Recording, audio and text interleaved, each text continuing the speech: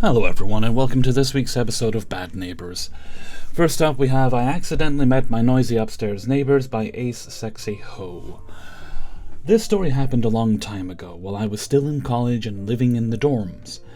During my junior year, me and my roommate lived on the second floor of a 4-story dorm building. COVID was still a big deal, so for the first 2 weeks of the semester, all classes were online, which meant my roommate and I spent a lot of time in our room. Every night for those 2 weeks, from the hours of 6 p.m. to 11 p.m., our upstairs neighbors made the most noise I think is possible given our living situations. I mean, seriously, it sounded like one of those MMA fights, and a bowling alley all wrapped into one cacophony of noise with cheering crowds, tossed furniture, and maybe a chorus of vacuum cleaners thrown in for good measure. My roommate and I had a lot of fun thinking up ideas as to what our upstairs neighbors were doing to make so much noise, but we never felt the urge to go upstairs and ask our neighbors to stop making so much noise. I think we were afraid of what we might have found. Our most believable theory was that they were having some of the most aggressive sex known to mankind. Anyway, about 2 weeks into the semester, our RA scheduled a dorm-wide Zoom meeting so we could talk about building expectations and such. We eventually split up into smaller breakout rooms to chat with another roommate pair. Me and my roommate ended up in a room with 2 other women, and when they gave their room number we knew exactly that they were our upstairs neighbors. I have all the tact and subtlety of a bull in a china shop, so when I pieced that together I shouted without thinking, "Oh my God, it's you!" Which of course earned a facepalm from my roommate and a very confused look from our neighbors. I was so embarrassed, but because I can't help but shove my foot in my mouth like it's an Olympic sport, I kept going saying stuff like, "Oh, no, it's just that we're directly below you and we hear you every night, and honestly, we thought y'all were having some sort of fight club."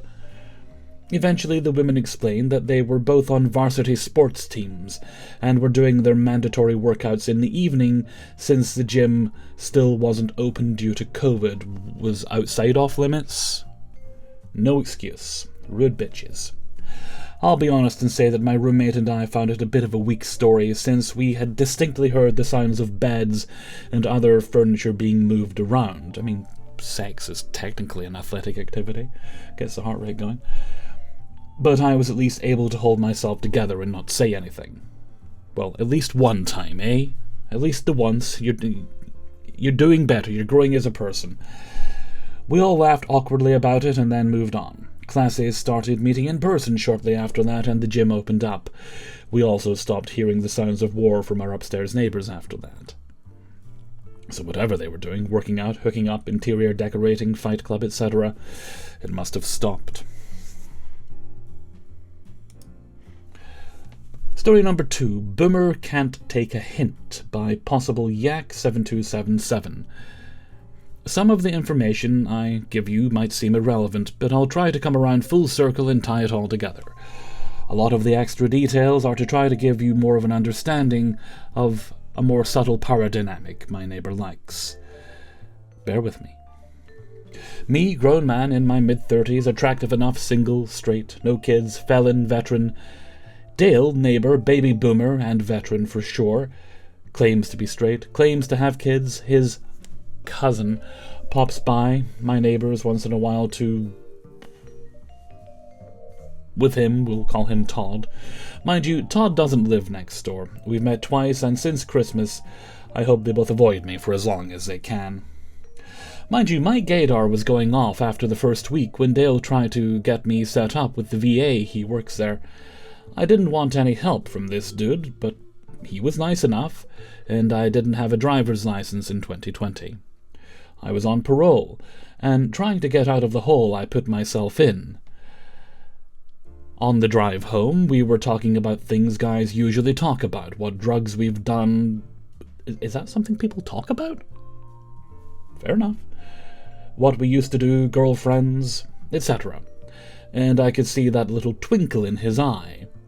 I know that there are plenty of men who say that they are straight and like to fool around, but I'm not one of them. I don't care if someone is gay, but it definitely makes me uncomfortable. And decided to cut all interaction short from then on. If I saw him in passing or I was outside smoking, I'd give him a few minutes, but always watched my wording, ensuring I wasn't being overly flirtatious. A couple of weeks after moving in, I invite a woman over. She is attractive, it is summer, she is dressed for the occasion. She comes into my house, and not 5 minutes later I hear knocking on my door. I know who it is, and I'm slightly irritated because I'm positive I made my intentions with this woman respectful yet clear. Talking to Dale in passing. When I open the door, Dale offers me a grocery bag full of food, which I would have probably accepted more if it was good food. Canned green beans, a box of brand mac and cheese, and an open roll of paper towels. What kind of night does he think you're gonna have? Luckily, he claims he's leaving and not staying long. I didn't even let him inside. I chalk it up to weird and move on with my life. After what seems to be a month later, on my day off work, I hear another knock. It's Dale with some blueberry pie. It's either a pie or a Romulan warbird. Maybe a croissant? Anyway, a blueberry Romulan warbird, and they even look like the good kind. After saying appropriate thank yous, Dale heads off to work. Some time passes, and I get the munchies and decide to crack into those croissants. There we go. Upon biting an entire half into my mouth, I realize it's not blueberry, they're moldy. Ew. This is when things become interesting for me. More of a psychological experiment, really. Why would you gift someone food that is moldy? 1. Dale may have not known they were moldy. 2. He did know, which would indicate he would either be testing my boundaries in assertiveness, if that makes sense, or he didn't want to throw it away because he's a lazy boomer. I believe the latter option of the two. Personally, if I like someone enough to offer them something, it is usually something nice that people want. A third and similar incident involving freezer-burnt spaghetti in a Tupperware. I threw it in the trash immediately, returned his Tupperware clean in a grocery bag, and placed it on his door handle. I lie and tell him thanks for the spaghetti, or something to that effect. Again, he hasn't done anything seriously bad yet. 2021. I had no license, walking to the bus stop after taking a half-day off work to go to parole. While walking to the bus stop, Dale drives by, pulls around, offers me a ride, and I jump in the back seat as there is another guy in the passenger seat, also a baby boomer. I assume it's his friend. Come to find out, Todd was helping Dale with a plumbing issue. That's not even a joke. So before he drops me off, we have to go to the hardware store for a part. Luckily for me, he was kind enough to stop and offer me a ride. Say no problem, and after introducing myself to Todd, Dale explains to me rather urgently how Todd is his cousin. I didn't buy that for a second. Sure. After a couple of jokes, Todd comes way out of left field saying some stuff very indicative that he prefers men. Well, I just kind of fall silent, dumbstruck. Dale responds with something to the effect of, "That's gay, but we like chicks, don't we, bro?" I've pulled this guy's card already, so I can tell he is way more uncomfortable with Todd's slip-up than I am. Like he has a secret he doesn't want to reveal, perhaps. Needless to say, it's a little awkward, but I can handle myself. After we get the part, the three of us return home. I go in my apartment, Dale and Todd go in theirs. End of incident.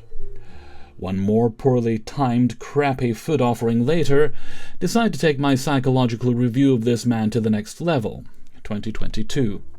I get work, get more stable, and I pick up 2 Big Macs with Coke and fries from the drive-thru, and, timing it perfectly so when he gets it from his doorknob in passing, everything is hot and the soda is cold.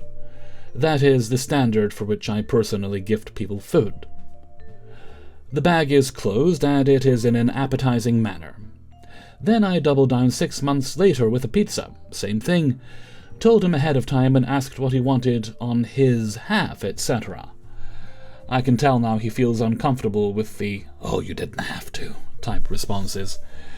But part of me felt that even though his neighborly casserole sucked, I still appreciated the empathy, and I wanted him to see that this is that quality I would prefer. 2023. While seeing Todd in the driveway, he corners me into small talk. I say jokingly how I need a Latina maid. He responds quickly, saying he was horny. needed someone to clean his house for $50. I said something to the effect of, "I don't know if you're going to get much cleaning done for $50. This comes back around in 2025. 2024, Dale calls me at 7 a.m. saying his battery is dead, his car won't start, and he needs a jump. Mind you, it is January in northern New York. I roll out of bed, get dressed, get his car going, and the next day he drops a little care package on my door and texts me at work saying it's a "thank you for the jumper cables." The gift was an opened baggie of CBD, probably Todd's scraps, maybe 0.5 grams, and what I discover is Viagra. Now he's speaking my language. The CBD was crap, and I would have preferred bud. I figured I save the V for a special night in the future, but I wanted my thanks for the text to be straightforward and leave no room for interpretation. I text him something to the effect of, "Thanks for the bud and the Viagra. I'm going to put a hole in some girl with this thing. Oh dear. LOL. To which he later replies, "Wait, you do know who you're texting, right? It's me, Dale." What the fuck? As if he couldn't just reread what I wrote at any point to understand I'm not interested in pursuing his fantasy. 2025. I get laid off from my job after 3 years. Dale, seeing me home much more often, tells me he can get me a job at the VA. Though I had my doubts being a felon with an OTH, still, I entertained it by filling out an application. No biggie. Christmas Eve, Dale texts me, saying himself and Todd need help moving furniture to make room for a new L-shaped couch in his living room. Pay is $50. Whatever, I say to myself, it's $50, and I had just gotten laid off right before Christmas and needed the cash. At my kitchen window, I spot Todd backing up to Dale's front door about an hour later with a huge couch sticking out the back. Piece of cake, I say to myself. After mentally going through any scenario, I go into Dale's apartment, talking only about business. Okay, what do you want to move first? What's going to the trash? What's going in storage? As I walk into the living room, I spot bottles of pills and a condom on the coffee table. He's a messy person, and a messy person in general. They are probably still there now. Todd is sitting down, feet up on a recliner, making it clear he has no intention of doing anything anytime soon. Dale leads me in and joins Todd in the living room, in his own chair. "Sit down, rest your bones," Todd tells me. Gross. I pull up a kitchen chair right in the threshold of the living room, making it painfully obvious I do not want to sit for long. After about 3 minutes I get up and say it's Christmas Eve, and I got stuff to do, so if you want my help, now is the time. He's trying to show me how cool his Alexa is, pretending he knows how to operate the most simplest of technology. I've decided at this point I'm going to make a scene and put so much fear into the both of them that this doesn't happen again. But his offers are indirect, so confronting it directly would probably not go well. Besides, does it ever? I don't know. But I do know I am not going to play coy to his advances. I grab an end of the old couch. Dale grabs the other. Todd's still sitting down and now on the phone with BJ's Furniture, a real place, trying to figure out where the other half of the new couch and parts were. I wasn't really paying attention to the call. I was just trying to piece together a solution for this misunderstanding between the three of us. For Todd to just lazily sit there indicated he has no situational awareness, or he just thought he was in control. I don't know. I say screw it, and allow Dale to try to finesse his end between Todd and to doorframe for 5 minutes. I knew it wasn't going to work, but we all know what happens when you try to give boomers advice. Dale, now frustrated with his failure and out of breath from telling me just how much he knows about everything, tells Todd, "Would you get up?" The same way numerous women have snapped to me before. At one point, Dale stubs his pinky toe and lets out an excessive reaction, swearing for way longer than normal, making it out to be much more dramatic than it needed to, in my opinion. And I can't help but notice how Dale seemed way more concerned about his toe than I was. Now I'm getting mad. We move the old couch out, drag what's left of the new couch inside, and I throw a bunch of junk in his storage unit. Todd leaves to go find the other half of the couch, and I can tell based on the things Dale is having me do that he has run out of things to do now and he just wants me to stay there. He hands me the couch cushions to his couch and tries to tell me where each one goes, and I tell him, "How about you worry about your couch cushions? I'm going home." On the way out the door, he throws me $50 for about 2.5 hours of work. Not bad. He mumbles on for a few minutes about setting up the couch, to which I reply, "It's not even here. Come knock on my door when Todd returns with the rest and I'll help you then." Todd leaves in the truck, presumably going to find the rest of the couch. Damn man, just pay for delivery would be easier. Dale texts me saying he is tired, and we will do the other half the next day after Christmas. The next day I go over, still no couch, and he starts telling me about his Amazon Alexa, as if he honestly knew more about tech than myself. When I came in, he would go, "Alexa, play by Elton John." With the look of desperation Garth from Wayne's World felt towards Claudia Schiffer. Had he not looked so truly pathetic, I would have yelled at him right there. He finally throws a Hail Mary, asking for help moving his plasma screen TV, so he can clean the debris behind the entertainment center, but all I see is desperation and shitty attempts to bide his time. As I'm staging my exit, I can't help but notice he is constantly adjusting himself, looking in my eyes, and he's halfway hard in his Grinch PJ bottoms. It's like all his terrible attempts in this last year have built up to this, and now he's just fondling himself in front of me. I completely lose it on him, saying something about how moving that TV is a one-man job, and how if he really thinks I'm going to sit here and coddle for his stubbed toe or participate in his bullshit discussions on Christmas Eve, then he lost his mind. When I'm mad, I don't yell, but I can tell by people's reactions that I can intimidate them. It's been that way all my life. He's trembling like a chihuahua now, refusing to make eye contact with me.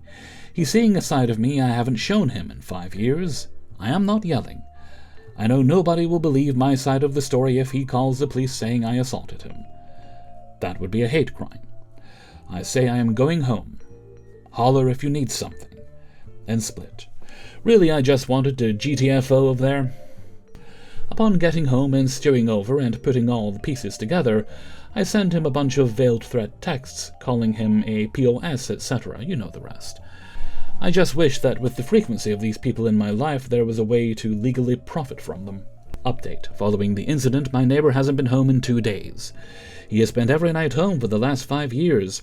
I assume it's because he is afraid I'll harm him, which only makes me madder to think he believes that I am that stupid. After day 3, he came home after circling the parking lot and making sure I wasn't outside smoking. He has avoided me at all costs, and probably uses the same sounds he overhears from me to avoid me. Unsure of how I will react when I see him. You can see the frustration here. It's never direct on his end, always skirting the peripheral with veiled suggestions, never being direct. Which leads me to believe, if I made a bigger deal about it, he would just deny it all and say I'm on drugs or crazy, PTSD, etc. Well, at the end of the day, you've frightened him enough here that it looks like he's going to avoid you from now on. It took 5 years, but your lack of interest, or maybe you finally just broke through the delusion, and it's finally gotten home to him that it's not going to happen.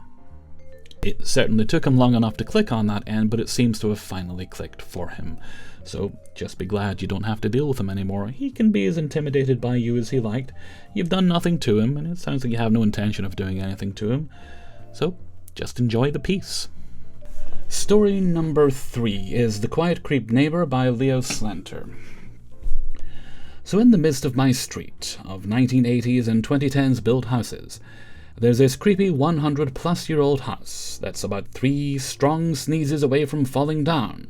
It had a few owners until the last one, who told us she was leaving because she might as well be living outdoors, dear, as the house had aged beyond all semblance of comfort and repair.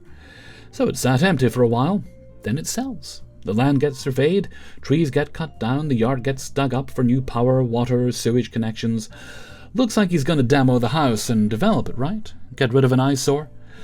No, that's where the fun starts. The dude moves in. By move in, I mean I see him haul in a gym bag, air mattress, and a bicycle. Okay. Weird, but nothing worse than the last folks, I guess. First, there is a massive old tree on the property line. Dude goes out with a chainsaw and drops it. I'm pissed, confront him, and he says he couldn't get home insurance with the trees, so, like everything that stands in my way, I moved it. Seemed like a veiled threat, but possibly innocent. I decide to let it go. There's other trees in the backyard, and that one was ragged anyway. Second time I see this guy, he's planting a load of shrubs about 6 inches away from the property line. I ask if he could move them back a bit. He throws the shovel into my yard. There, have at it! Words are exchanged. He doesn't move the plants. Then the wife starts complaining. She starts complaining someone is spying on her. She won't go out in the yard anymore. I finally see what she's talking about. Dude is in the bushes, beside his house, dressed like a shrub.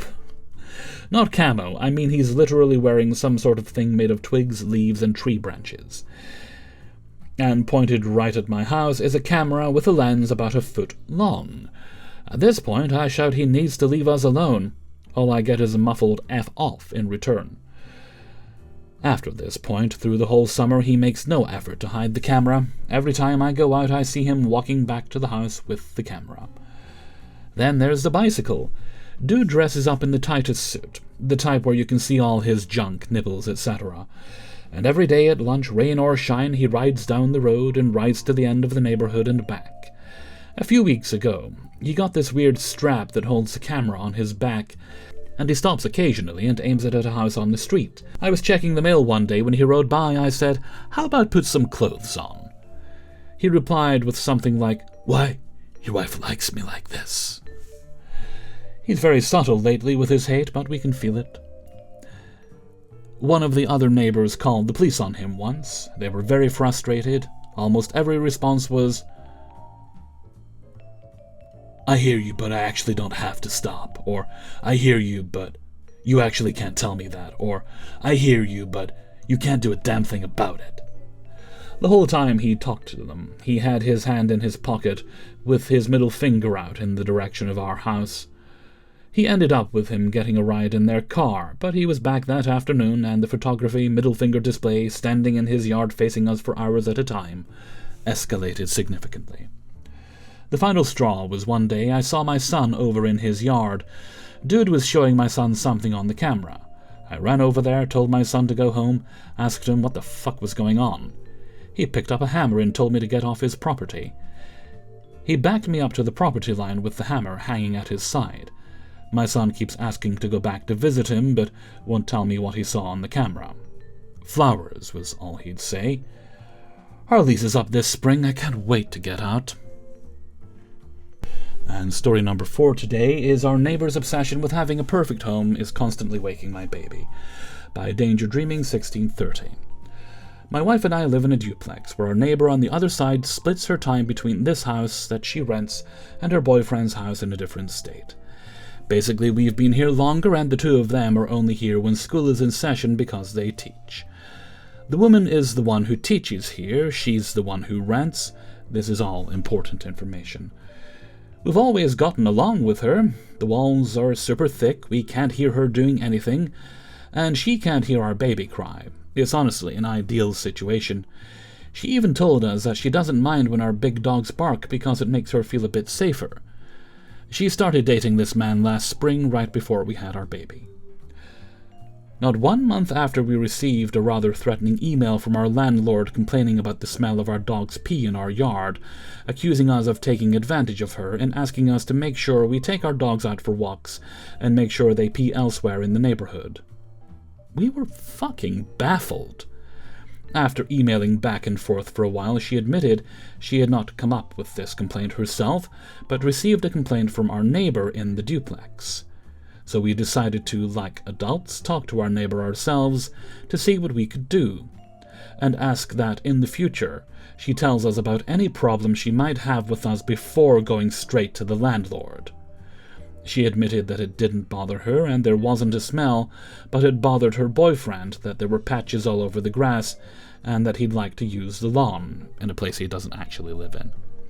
We came to an agreement that we'd stay on one side of the lawn and she'd try to talk with him because we not only had a newborn at the time, I am also disabled, so we weren't really able to walk the dogs around the neighborhood. I kept to the agreement about staying on one side of the lawn, however. I ended up only mowing our side. This seemed to have led to a rather heated argument between our neighbour and her boyfriend, and we haven't had any complaints since. Her boyfriend then left for the fall, so everything was extremely chill. Post-Christmas break, it feels like I'm living through hell.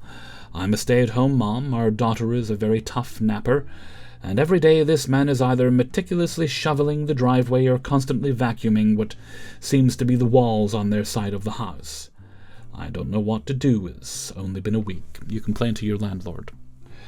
For what feels like hours, he uses a snow shovel to scrape every single flake of snow and ice off the sidewalk outside of my daughter's bedroom window, exclusively during her nap times. That sounds deliberate. On the days it's not snowing, he's vacuuming for 45 minutes straight sometimes, running the vacuum into the hall to make sure he has the corners spotless, also exclusively during her nap times. Yeah, it's deliberate. I don't really want to cause a fuss because I'm sure he'll leave again eventually, but if he doesn't, I don't know what to do. If I complain, I feel like he'll just turn around and find something else about us to complain about. He might, but there's no guarantee he's not going to do that anyway. This all really stresses out my wife too, so I feel like I'm just taking punch after punch and going crazy every time it snows or rains or my dog has to take a piss. Someone suggested he might have OCD in the comments. Yeah, so do I. Grow the fuck up. Don't make my neighbour's life a misery. I mean, I think you're just going to have to tough it out until he leaves again, if you're not willing to complain to the landlord, because that is excessive noise, it seems to me, and the timing seems to coincide with when your child is napping. I don't think that's accidental, but I don't know that for sure, just based on the pattern. You could try talking with him or his partner about it, whoever you think would be most amenable. Ask if they... And firstly, it does not take you 45 minutes to vacuum. 5 minutes at most per room. Now the place is so big that it's taking 45 minutes. And when I say 5 minutes a room, I mean, honestly, what, 2 minutes, really? Unless it's been a while since you've done it, which is reminding me it's been a while since I've ran the vacuum around. I really need to do that. Anyway, sorry. I wish you luck with it, and on the bright side, at least you know there is a reprieve coming. It sounds like really only one of your neighbours, and if his partner's renting the place, what's the rules on him being there? I mean, it seems like he's acting like it's his residence, but is he paying rent? Is he on the lease? These are all things worth considering in case it does escalate to a point where you feel that you no longer have the option of not doing something about it. Sounds like a bit of a wanker, really. Okay, fifth and final story is Neighbours' Dogs Barking Endlessly. Need help. By Financial Tooth 8533. I know I'm not the first person to deal with the neighbours' dogs barking constantly. Some relatively not very popular YouTube narrators have to deal with dogs barking constantly while they're working. But I'm surprised at how difficult it's proving to be to address the issue. For about a year now, we've been in an ongoing battle with our neighbour over her barking dogs. Let me paint a picture for you. I have a feeling there'll be no happy little trees in this picture. Every morning when she leaves for work around 6 a.m, they go out to the backyard from the dog door and begin their barking. That sounds more like a high-pitched cry than a bark, and go on without interruption for hours and hours and hours until she gets home around 5:30. I wish I was exaggerating when I say they just keep going. Seriously, I wonder how their vocal cords don't burst from the constant loud barks. I can't begin to tell you how this has impacted our sleep. I work from home and my husband works hybrid, so if we're not being woken up by the barking, it's constantly in the background throughout the workday. The only escape is to put noise-cancelling headphones on in our own home, which is ridiculous. Here's what we've done. Early on, we tried to work with her. We have a dog ourselves, although our dog rarely ever barks, thankfully. We wrote her multiple polite notes and left them on her door to attempt to talk this out with her, but never got a response or change. My husband saw her in her backyard once and went out to try to talk with her, and she immediately went back inside and refused to even acknowledge him. This was very odd behavior in my opinion, but really sent the message that she was not going to be willing to work with us. We purchased a high-frequency barking device, but it surprisingly did not have an effect on them at all. We started calling the police non-emergency line over the course of months to report her, and they would come out to her house, leave warnings on her door, but said that's all they could do. I reported her to the HOA, and they confirmed that they have sent her warnings as well, but we're in the process of escalation. As of recently, I am now working with the City Code Enforcement Officer for code violation of noise disturbance. He came out yesterday and wrote her a warning as well. Needless to say, none of the notes and warnings have had any effect whatsoever. The barking has persisted through every effort we've made. While we're still pushing to escalate this issue even further, I'm not sure where we can go from here. We're also 6 months pregnant, expecting our baby this spring, and I'm desperate to get this barking to stop before baby gets here. I'm both surprised at the lack of shame and compassion our neighbor has in this situation, and even more at how this issue hasn't been resolved through intervention with law enforcement and HOA personnel, because HOAs are not there to help you. Any advice is very appreciated if you've had a similar experience. I mean, I wonder if leaving the dogs out barking like that all day would be a form of animal cruelty. There might be organizations you can contact in that regard. Beyond that, I'd say just stick with it and keep at the people who are in a position to do something about it. Don't let up. The more you annoy them, the more inclined they'll be to do something to get you to go away. And that brings us to the end of today's video. Big thanks to everyone who allowed me to use their stories in this video. If you'd like to support the channel, you can sign up for my Patreon page, which is linked in the description. $1 a month or more. If someone would like to donate a few thousand, I won't say no, then that'll get you early access to all the videos on Monday at once. There's also a link to my merchandise store on Teespring, as well as other bits and bobs if you'd like to take a look. That's everything for now, so until next time, thank you very much for watching, and take very good care of yourselves.